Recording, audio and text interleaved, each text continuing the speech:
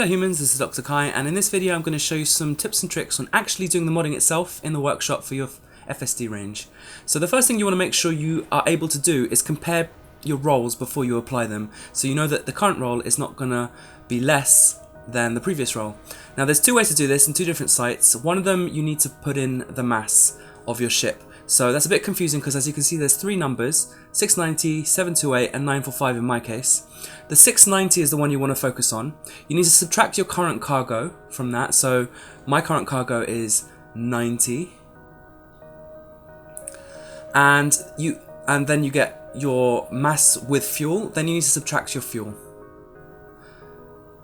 So 568.5 is my actual mass, and that's what I need to put into this site where I can calculate my rolls. I think Coriolis.io has a beta that lets you do this as well, but I'm going to be using ED Shipyard. Now the difference between ED Shipyard and rubberduckynetwork.com is basically you need to put in your build and then it will calculate your mass for you. So you also have to be careful and make sure that if you've changed your mass through engineering any of your other parts, you need to include that in those parts in the same way you're going to include your FSD range.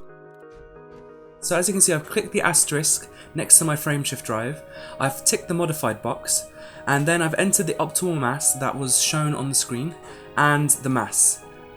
It's also given me a percentage total because that's hard to keep track of because it only gives you relative percentage. This gives you the absolute percentage, and it's calculated over here my jump range with full and low fuel.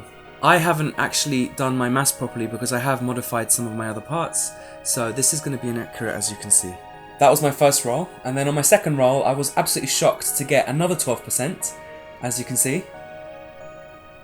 And then I did a third roll and I got another 1%, which brought me all the way up to the necessary jump range to get into M67 for the Distant Stars expedition, 55.24 light years.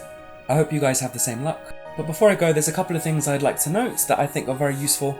Firstly, you should notice that optimal mass multiplier is the key figure. The mass itself barely makes any difference, so if you get 1% extra in your optimal mass and the mass goes up, it probably will still lead to an increase in range. But still compare it manually before you apply just in case. Also, you'll notice that the big number in brackets, the 55.24, is my absolute maximum jump range with fuel. It's not theoretical, it's the actual biggest jump I could possibly do with fuel. So you do want to get it a little bit higher than 54.8, which is the minimum if you want to go on the Distant Stars expedition and get into M67. The more you get over the better, because it's going to be hard to actually calculate getting that very optimal fuel. But 54.24 should be enough. I hope that's been useful, and I wish you the very best of luck in your randomized rolls. I hope you get some very good rolls very quickly, over 50%, and you're able to jump into the deepest depths of the galaxy and the universe itself. So long, humans! Rollin', rollin', rollin', though the drives are swollen. Keep that arsenic rollin', frameshift drive. Chem manipulators, hell-bent for the light years. Wishing my gal was by my side. Roll 'em on, roll again, roll again, roll 'em on, roll 'em on, roll again, frameshift drive. Refugees, SRVs, SRVs, refugees, refugees, SRVs, frameshift drive. Dum ticka dum dum dum ticka dum dum dum ticka dum dum dum.